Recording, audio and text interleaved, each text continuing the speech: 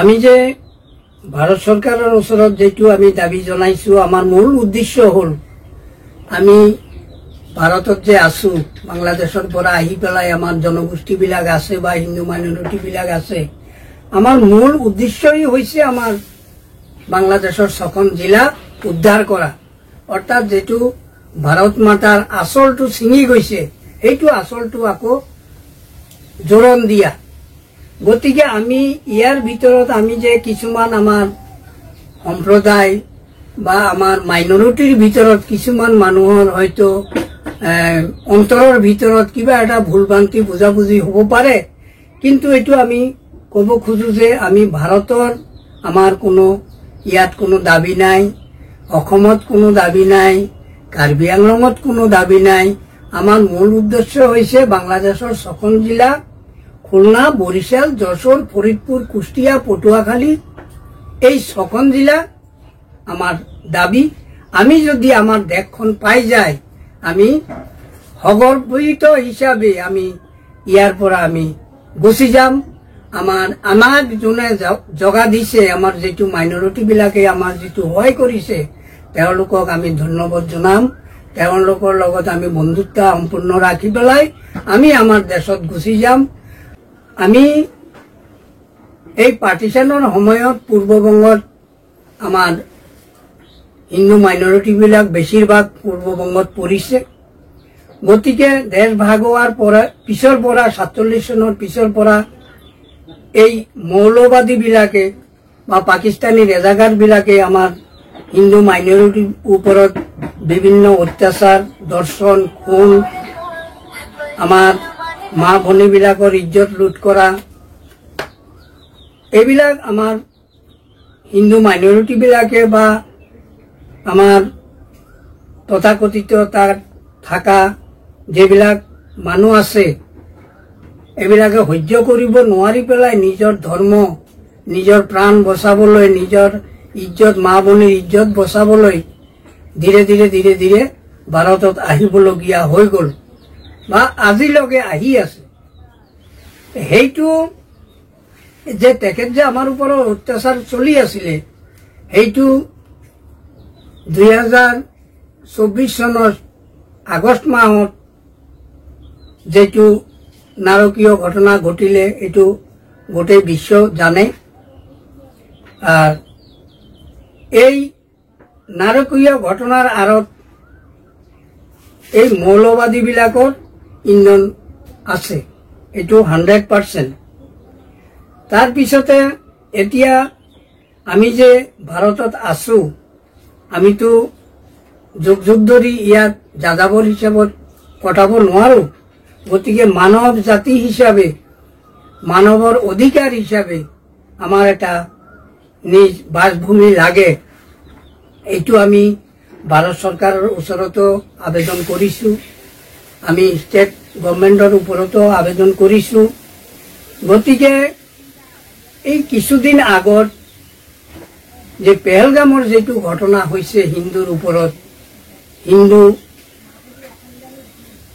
সুধি পেলাই, হিন্দু নে মুছলিম সুধি পেলাই তেখেতে যে আমাৰ 28 জন মানুহ মাৰিলে, এইটো অতি ঘৃণনীয়, অতি লজ্জাৰ কথা এইটো। গতিকে সেই মৰ্মে আমাৰ এইটো ভাৰত চৰকাৰ কি কৰিব আছে, কি নকৰিব আছে, এইটো ভাৰত চৰকাৰে জানে। গতিকে আমি ইমান লগে আৰু ক'ব খোজা নাই। এইতে আমাৰ পৃথিৱীৰ বা আমাৰ ভাৰতবৰ্ষৰ মানুহে জানে যে আমাৰ পূৰ্ববংগত আমাৰ হিন্দু মাইনৰিটি মানুহৰ ওপৰত কিমান অত্যাচাৰ হৈছে। আমাৰ বংগসেনাৰ সেনাধ্যক্ষ ডাক্তাৰ কালিদাস বৈদ্য তেওঁ ঢুকালে। গতিকে তেওঁৰ জন্ম আছিলে 1 মাৰ্চ 1928 চন। তেওঁৰ মৃত্যু হৈছিলে 25 ডিচেম্বৰ 2010 চন। গতিকে আমি তেওঁৰ নেতৃত্বত আমি তাত 1999 চনৰ পৰা আমাৰ অসমত বংগ সেনা গঠিত হয়। তাৰপৰে আমি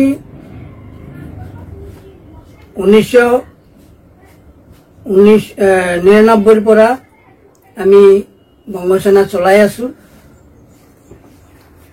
তেওঁৰ নেতৃত্বত চলিছিলে। তেওঁ 2010 চনত ঢুকালে। তাৰ পিছতে আমাৰ 2 বছৰমান বংগসেনাৰ কাম কাজবিলাক স্থগিত আছিলে। কিন্তু মই এই সময়ও আমি এই বংগসেনাৰ কাম কাজবিলাক আমি অসমতে চলাই গৈ আছো বা আমাৰ পশ্চিম কাৰ্বি আংলঙৰ পৰা আমি চলাই আছো। গৈ গৈ আমি 2011 চনৰ 15 মে মাহৰ 15 তাৰিখে আমাৰ বংগসেনাৰ কাৰ্যালয় স্থাপিত হয় আমাৰ নিজ বাসভৱনত। গতিকে আমি সেই উপলক্ষে আজিৰ দিনটো 2025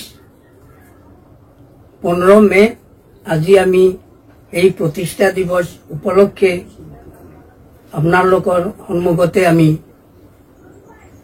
কিছুমান বক্তব্য ৰাখিব খুজিছো। আমাৰ কলকাতা নিউ টাউন হেডকোৱাৰ্টাৰৰ পৰা আমাৰ কাৰ্যবিলাক চলি আছে। ইয়াৰ নেতৃত্বে আছে আমাৰ মুখপাত্ৰ শ্ৰী বিমল মাঝি, গোবিন্দনগৰ, কলকাতা নিউ টাউন, ৰাজাৰহাট, আৰু আমাৰ সাংগঠনিক সম্পাদক শ্ৰী প্ৰভাত মজুমদাৰ। তেওঁ নেতৃত্বত বা তেওঁৰ সহযোগত, তেওঁলোকৰ সহযোগত আমি কাম কাজ চলাই গৈ আছো। আৰু অসমৰ পৰা আমি শ্ৰী নাৰায়ণ দাস সেনানায়ক হিচাপত কামবিলাক চলাই গৈ আছো।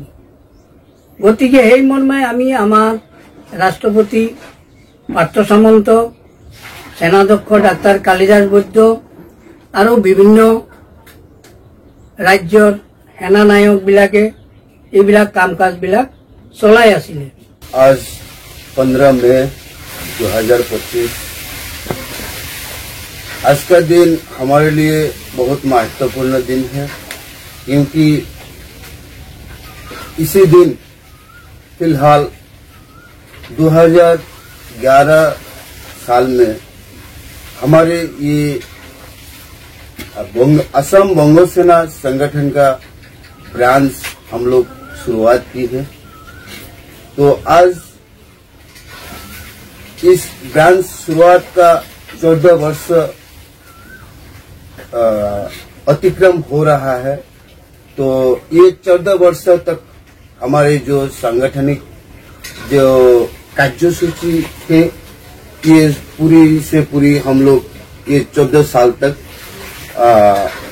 बिताई हैं। खूब अति शांतिपूर्ण से और अति स्वाभाविक से हमारे काम पूरी हुए हैं। तो हम उम्मीद आशा करते हैं कि आने वाले दिनों में भी हम लोग शांतिपूर्ण से हमारी संगठन का कर्मसूची हम लोग निभाए और कर सके। तो हमारा बंग सेना संगठन का मकसद और लक्ष्य एक ही है, बांग्लादेश का भूखंड काटकर 6 जिला लेकर बांग्लादेशी हिंदुओं का लिए, अर्थात बांग्ला बोलने वाला हिंदुओं का लिए एक नई देश खत्म करना, जिस देश का प्रस्तावित नाम होगा स्वाधीन बंग भूमि। हम लोग भारत, कार्बी आंगलंग, असम तथा भारत का संविधान का कुछ नहीं डिमांड कर रहा हूं। सिर्फ बांग्लादेश का 6 जिला जसोर, खुलना, हरिदपुर, कुष्टिया, बरिशाल और पटुआखाली लेकर हम लोग स्वाधीन बंग भूमि डिमांड करके आ रहा हूं। तो हमारा ये डिमांड जब तक पूरी नहीं होगा, भारत सरकार और राष्ट्रसंघ से हमारा अनुरोध रहेंगे कि अति जल्द से जल्द हमारी शांति के लिए, हमारी सुरक्षा के लिए, हमारे धर्म, प्राण और सम्मान बचाने के लिए वो बांग्लादेश को काट कर 6 जिला लेकर हम लोगों का लिए एक स्वाधीन बंगभूमि गठन करे और इसको स्वाधीन करे।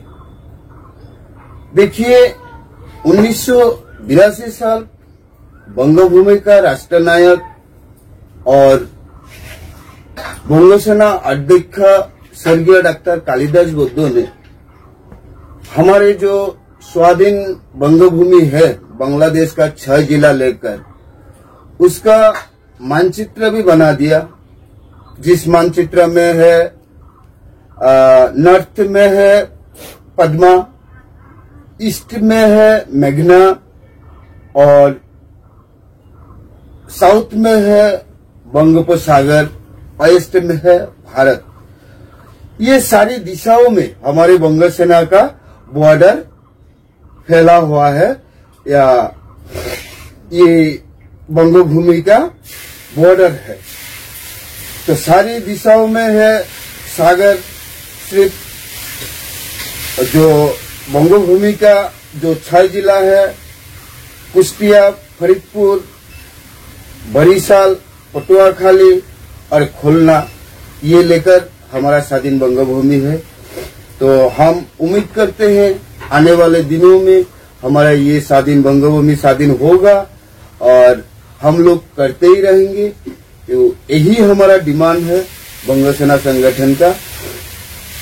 और आने वाले दिनों में हम लोग अपना खुद का लिए ये बांग्लादेश का 6 जिला काट कर हम लोग स्वाधीन बंगभूमि अपना देश में चला जाएंगे। अपना देश में अपना मौलिक मानविक अधिकार लेके हम लोग जी सके, यही मेरा उम्मीद है। सेंट्रल गवर्नमेंट और राज्य सरकार तथा राष्ट्र संघ हमारी मदद करे, हमारी सहायता करे, यही हमारा डिमांड है।